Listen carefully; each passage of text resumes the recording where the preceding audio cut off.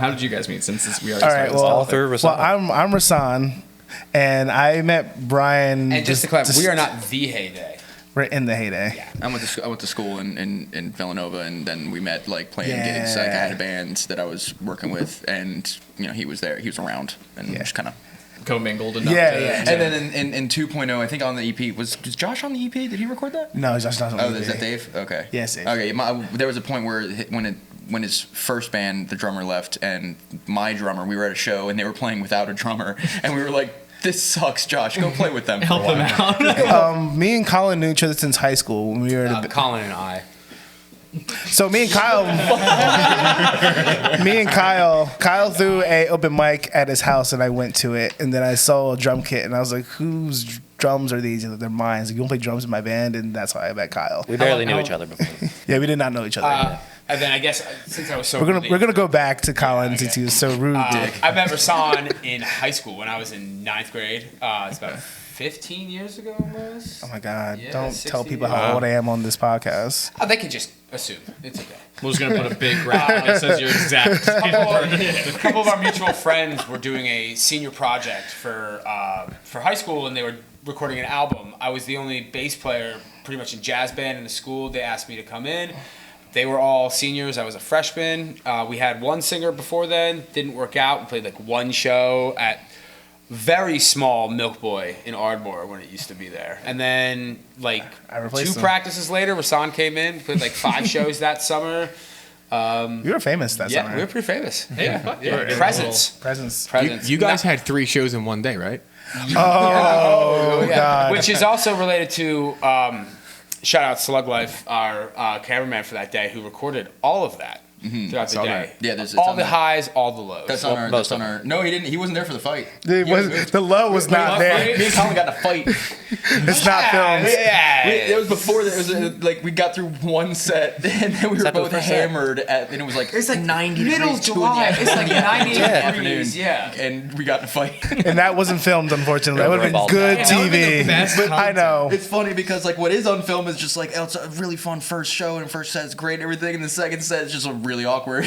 It's just like You can play it, but you can see the second episode. I'm just like stressed out. Like in the beginning of it, like okay, that's in the vlog. we're gonna like yeah, yeah, it's on there. There's so much fun. But we have another episode's coming out for like the third part. Then another episode of us recording our single at my friend's recording studio. So more episodes to come. Having like that behind the scenes stuff is like so important, especially for bands. I think It's that's like fun. an insight. You know what I mean? Yeah, people like, especially nowadays, like, before you could listen to music and not really give a shit who made it, but now everybody wants to know who makes the music. They want to like know like the personality. More personal. DIY is coming up pretty strong now. Yeah, no, DIY always. Y'all yeah. are doing it right now. Yeah, as you can tell from the hour it took to set up this fucking podcast. You didn't get to see that part, Caleb, but We it happened. greatly appreciate all And the you kind of literally work did that it goes yourself into because we didn't fucking help you. No, this guy had you fucking getting cables under and shit. This guy was putting you to work. No, yeah, it's all DIY, man. It's all you gotta do it yourself. If you wait for somebody else to do it, it's never gonna get done. You gotta Exactly. keep doing it yourself. Right, and the outsourcing of it is like trying to get like studio time or something like that, like with an already set up like record or I mean I even hesitate to say labels at this point because like you can just create your own in your basement now. Oh, it's almost you almost don't really need it like until you get to like a certain point. You almost don't need anything other than the DIY. Just put it out yourself. Right. You guys put out all your stuff yourself, right? Yeah. Nice. Are you like interested in like finding a label to? I would put out your love to music? not do any of the work but rap songs. That sounds great. That's totally fair. DIY and like, oh yeah, super Love like, DIY, but I legit and original and like authentic. But if somebody came with a contract, he would sign it immediately. We changed DIY to DIT instead of do it yourself. Do it themselves. But I do enjoy The process. of it. I love contacting people. I do love setting up the dates. I do love like making sure everything's that flows well. That's the one thing I love about being in a band with you because I fucking hate doing that stuff. Actually, I really enjoy doing it. Honestly, if another band wanted me to do it, I would still do that too. Well, like managing kind of, I like, booking really and stuff? I really enjoy it. But like, What's like the most crazy show you think you've booked? Like, what is like one that either went the craziest or like had like a crazy story other than the fight? Obviously, I think our other craziest show was when we went to Altoona. And And all got COVID. yeah. Well, that was after. Yeah. We live in Philadelphia, like a major city with 1 billion people in it and 1 million people in it, and like not really doing. I'm kind of safe. I was wearing a mask the whole time. Like I'm like on public transit and whatnot, but like spent the whole time in Philadelphia, like and nothing. Never caught even a smidge of anything. 2 days in Trump country, all of us catch it. Like It's just immediate COVID. Yeah. Oh my god, yeah, that was rough. Who got it the worst? I think I did, to be Probably- honest. probably I was out a yeah. week. I was out like week to 8 days from work and stuff like that. What I took, so I got back. We all got back Sunday. I went to work on Monday. Took a test Tuesday morning between the hours of 9 and 10 o'clock. I go into work and I'm like, okay, I'm drinking my coffee. I'm feeling good and everything. Like 9:30, within 10 minutes, I'm like, fuck, I am flushed. I gotta sit down comes for a really second. quickly. COVID It came on comes fast, on. so I was like, all right, well, I need to go in the back and take a test. You know how like they have like the control line and then the test line comes up? Before that control line even came up, it was like a thick red line. 2 minutes. All you hear from the back is, fuck!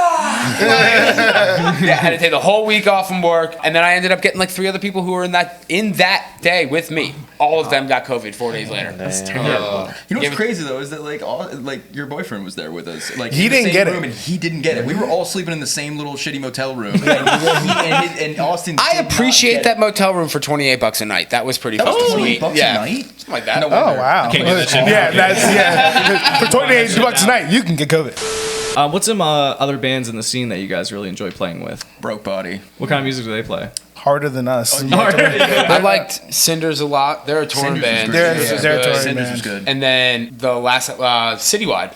Oh yeah, that I was fun. like Citywide a lot. Citywide They're a was Philly awesome. band too. We're gonna just Yeah, they take play all with these us. notes. Always gonna shout out Trash Boy while I have the microphone. Boy. I'll always shout out Trash Boy. Trash Boy. Knee Captain. Oh yeah. That's Rasan's roommate, so that's a good insider. Right But we're there. also gonna play the show with them for our record release show.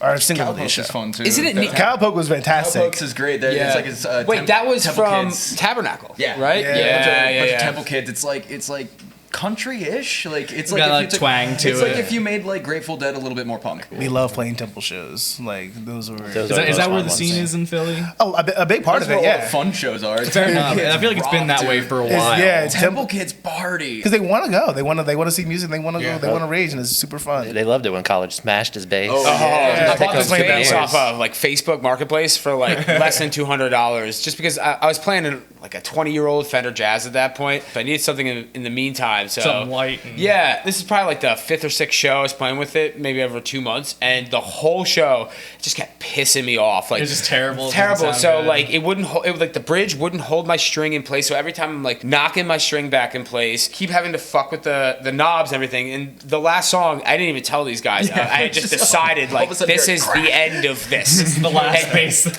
Trust me, if you ever get the chance or the option to smash a guitar or a bass, fucking do it. Like, sounds like 'cause so it much was fun. liberating. There's a picture of Pics me. of that. There's like 3 with pics of like people's reactions. Rasan's face in it, and then like you could do that zoom in of like there's like 40 people like in the photo right there, and every single one of them has like a different face. So just me, just in the Different middle reaction to of it. the street in Philly, just destroying Yeah, that this was an thing. So I outside went on an angle like a couple of times, and I heard What's a like crack. the best technique for cracking bass? So, Can I hear so that? okay, yeah. So turn it sideways and hit like the end on it. The narrow end Okay. on the sidewalk. And I heard a crack after like the 3rd one, and all I did was just turn it to the flat end and slashed it one time, and it obliterated Busted in the apart. street, like into like at least 25 different There's pieces. there were a bunch of people, a bunch of the kids were like running around like grabbing Grabbing my like, pickup, pinata. grabbing my neck, and everything They're like like, that. I lost my strap at that show, but I don't give a fuck. Like that was. Some kid I got. went to a show like a week after, and it's like, oh, I think I saw your band play. I got a piece of your bassist guitar. I was like, Did nice. you take any pieces home with you? No, or is it- I honestly, I wanted nothing left. You to do with retired it. that guitar, huh? Tired of it. One of the guys, that thing needed to be retired, and boy, howdy was it retired. I saw one of the guys was like running around and he like collecting the pieces and like trying to salvage the pickups because he was like the pickups are still good. This fucking guy. What's one of your favorite songs that you've ever written? What like out of all the songs that Oh, like wow. you've released, which one like speaks to you or like came the most naturally? Giggity. A New Direction I wrote in one day. Yeah, I sat down and wrote that song. The song's like, I was just like, I wrote that when I was like 19. Remember So you've that been song? holding on to like all these songs. A lot of songs I've been holding on to so I can play with the band. I mostly used to play solo, so I for a long time didn't play with bands. So I just kind of held them off to the side. So that one song I wrote. I got home from like school and I just wrote that because I kind of just like I wanted to start fresh and I wanted to do new things. This is my second chance, so I wanted to. Yeah. I think Looking is probably one of our strongest. The single that we're about to put out and everything like that. But at least I think for me, just baseline wise or something like that, I love Obvious. It's super simple, yet I'm able to make it a little bit of my own, change things up that I want in that. We played it on today's podcast as well. I've seen the most people dance to it. I've also seen the most people Walk out to that one. So, I mean, it is a hit or miss during that. It's not for everyone. That if I were to pick a personal favorite, when Rasan and I were playing back in the day, we actually we did learn the Brave Yeah, we for learned The Brave's a presence good one. and stuff. So that song's been around for close to like 15, 16 years. I really like that song because like the chorus to it is like a scale that doesn't really exist. It's like a Phrygian but with a natural third. It's really weird. It doesn't make any It's sense, really but funky. it sounds great. No, it's not funky. It's like I don't know, like mystical tough to sounding. describe, Like, it's yeah. tough to It's describe. But yeah, it's just a weird. They played it and I was like, okay, I'll figure out what I'm gonna do with it. And I just like busted out this. I was like, I'm gonna try what this sounds like, and I'm like, I don't even know what that scale is. It's really I tried to like analyze what it is, and it scale. doesn't make any sense. Brave is your favorite? No, but Brave's not my favorite. I want to say, I'm gonna say Manifest is my favorite. Oh, to play. okay. That's my favorite. That's my favorite too. I think Actually. Yeah, Manifest is cool because we usually play that after a faster song, and that song it's not a slow song, but it brings the Brings it tempo down a down little bit. and just like gets people to like just. It's definitely a vibe. You're, Manifest you're also chilling, you're has, like- grooving. it has like different parts to it. Like you have that's the you have slow and fast part, and at the end it just goes like real quick with that when it changes keys. Like that's fun. I like a lot of because like a lot of times when Rasan, no offense Rasan, but a lot of times when Rasan writes a song, I don't know where we are in the song because it's the same shit over and over. So like I get lost. 'Cause Shout it's, out like, Major Keys. I have nowhere. I have no idea where we are in the song based on the structure of how the music works. So like I always get lost and sometimes I'll miss a change because I don't know where it is. Manifest has constant changes, so I constantly know. No, I Like, will what give section? that the Yeah. key changes, the transitions that go on in that song is probably the most unique one we have as well. Oh yeah, for sure. I try to write simple pop songs and then put something different in it, and then they tell me I did some weird scale and went something. You're like, I just wrote this I had song, no I have no idea. It's like idea. it's G, C, and A, man. I don't know what I did. It's only 3 chords, but like Phrygian but you with the stay third on- minor. But you What the screw fuck? up like the phrases into weird timings that don't make any sense. Yeah.